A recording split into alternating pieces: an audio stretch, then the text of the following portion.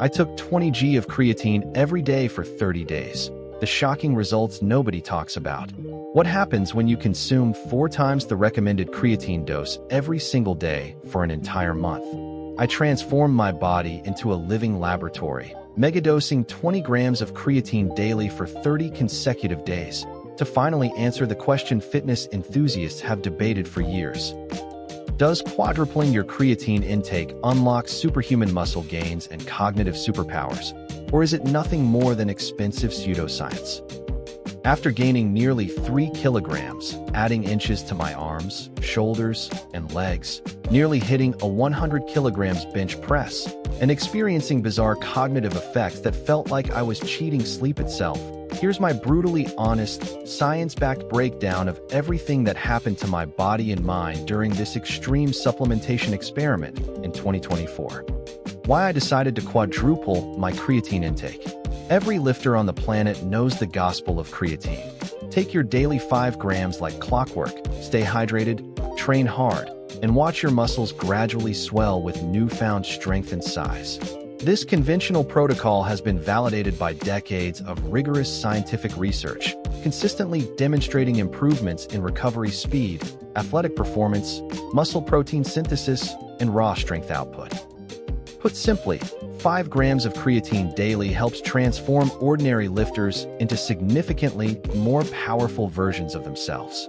But what if everything we thought we knew about creatine dosing was merely scratching the surface of its true potential? Emerging research from pioneering sports scientists has begun suggesting something extraordinary, that dosages of 20 grams may unlock an entirely different tier of benefits extending far beyond the confines of the weight room. We're talking about dramatically enhanced cognitive function, the remarkable ability to partially negate the devastating mental effects of sleep deprivation, improved emotional regulation, and superior resilience against psychological stress. These claims sounded almost impossibly good, the kind of promises that typically belong to snake oil salesmen rather than legitimate researchers. My skepticism demanded firsthand verification, so I made a decision that would consume the next month of my life. I would megadose creatine at 4 times the recommended amount, document every physiological and psychological change with obsessive precision, and finally determine whether the dramatic difference between 5 grams and 20 grams justifies this extreme protocol. My starting point and ambitious goals. Before choking down my first megadose of creatine powder, an experience I was already dreading, I needed to establish comprehensive baseline measurements that would transform subjective feelings into objective, undeniable data. My starting physique featured a respectable foundation of muscle mass accumulated through years of consistent training, though I carried a higher body fat percentage than aesthetic ideals would suggest. However, fat loss was explicitly not my objective for this experiment. I wanted to push the boundaries of size and strength gains, eating in a caloric surplus and letting the creatine work its purported magic. My fasted morning weight registered at 73.75 kilograms. My arms measured 14.5 inches around the peak of the bicep. My shoulders spanned 49 inches. My chest came in at 41 inches, and my quads displayed the unfortunate asymmetry resulting from a torn ACL several months prior that I was still actively rehabilitating. Beyond these measurements, I established one concrete, emotionally significant strength goal, finally conquering the 100-kilogram bench press that had haunted my lifting ambitions since I first wrapped my hands around a barbell. My current maximum hovered somewhere between 90 and 95 kilograms, tantalizingly close, yet frustratingly out of reach. If this megadose creatine protocol could add just 5 to 7 kilograms to my bench press in 30 days, I would consider every challenging moment of this experiment worthwhile. The transformation nobody expected, physical changes that defied logic. What happened to my body over the following 30 days genuinely defied every conservative expectation I had established at the experiment's outset. My right bicep expanded from 14.5 inches to nearly 15 inches. And before you dismiss half an inch as insignificant, understand that adding half an inch of genuine muscle to your arms in a single month represents progress that most lifters struggle to achieve in an entire year of dedicated training. My shoulders experienced even more dramatic development, exploding from 49 inches to 51 inches and adding a full 2 inches to my frame that became visibly noticeable in the mirror and in photographs. The lower body transformation proved equally remarkable despite the significant handicap of ongoing ACL rehabilitation. The head of my left quad, precisely where I had lost the most mass during my injury recovery, grew by an astonishing 2 inches, while my right quad's lower portion added 1.5 inches of new muscle tissue. Looking in the mirror during certain moments of the experiment, particularly around the 2-week mark, I genuinely appeared larger than I had ever looked in my entire life. But here's the plot twist that absolutely shocked me when measuring my waist on day 30. Despite gaining nearly 3 kilograms of total body weight throughout the experiment, my waist actually decreased from 34 inches to 33 inches. This single data point tells a powerful story. The weight I gained was predominantly lean, functional muscle tissue rather than stored body fat. This represents the holy grail of body recomposition, and the creatine appeared to be the catalyst making it possible. Shattering plateaus, strength gains that rewrote my personal records.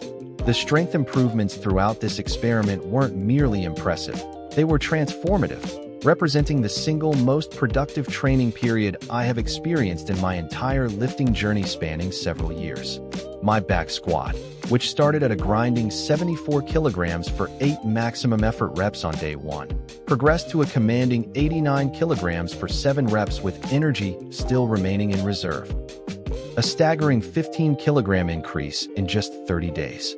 My trap bar deadlift surged from 110 kilograms to 123 kilograms for equivalent repetitions, while my Romanian deadlift underwent perhaps the most dramatic transformation of all, climbing from 71 kilograms for 8 exhausting reps to 81.5 kilograms for 13 powerful reps, simultaneously adding both substantial weight and significant training volume. The breakthrough that carried the most emotional weight, however, involved my pull-ups. A movement where I had been frustratingly plateaued at 11 to 13 repetitions for approximately 9 months despite unwavering consistency in my training approach. Around the 2-week mark, something magical happened. I completed 14 pull-ups with almost effortless power, feeling as though I had unlocked a hidden reservoir of strength I never knew my body possessed. The final repetitions, which normally would have been grinding struggles, felt smooth and controlled. When day 30 arrived and I positioned myself beneath a barbell loaded to 101.5 kilograms for my ultimate bench press test, I drove the weight off my chest with surprising power, only to stall approximately 1 inch from lockout, my left shoulder screaming under the immense load. Did I technically miss my goal?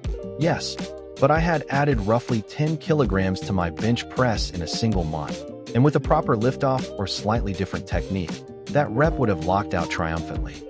The mind-bending discovery: how creatine hacked my sleep-deprived brain.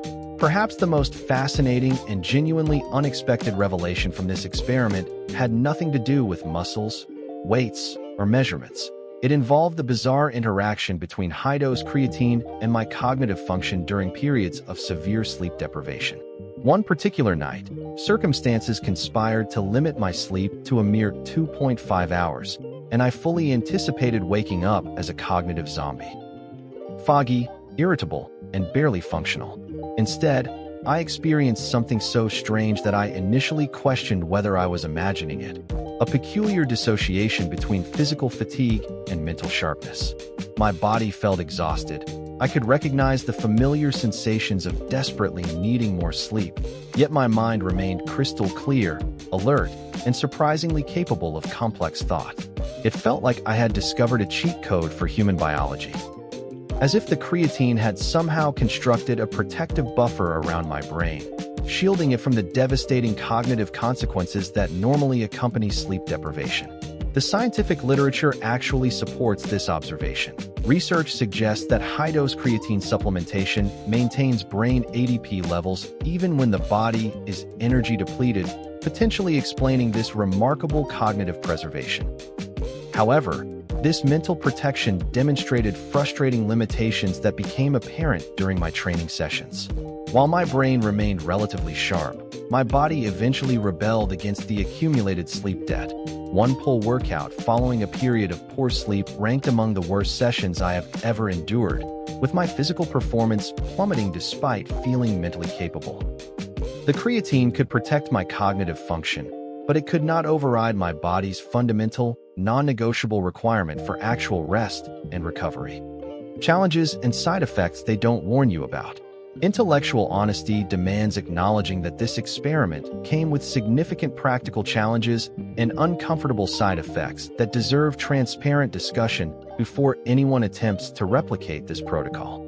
Consuming 20 grams of creatine powder daily proved far more difficult than I had naively anticipated. The taste was aggressively unpleasant, the texture resembled drinking dissolved sand, and the sheer volume of powder transformed each serving from a simple supplementation routine into a daily battle against my gag reflex. When I eventually attempted to return to powder near the experiment's conclusion after briefly escaping to creatine capsules, the experience was so overwhelmingly nauseating that I nearly vomited across my kitchen. The capsule alternative elegantly solved the taste problem, but introduced its own complications. Prohibitive costs and pills so comically massive that swallowing them felt like forcing down small mobile phones. Perhaps most ironically, given creatine's purported benefits for sleep-deprived cognition, my actual sleep quality deteriorated significantly during portions of the experiment.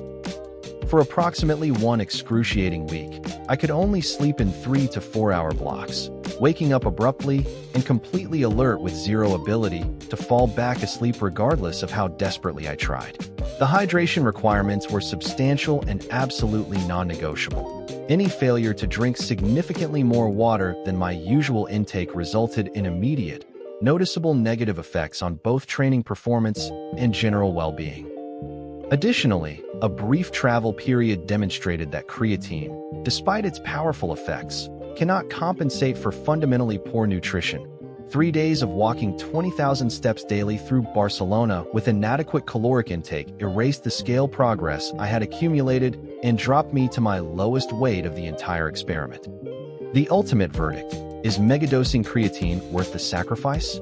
Examining the comprehensive data compiled from this 30-day experiment forces me to confront an undeniable truth. The results were genuinely extraordinary by any reasonable standard of measurement.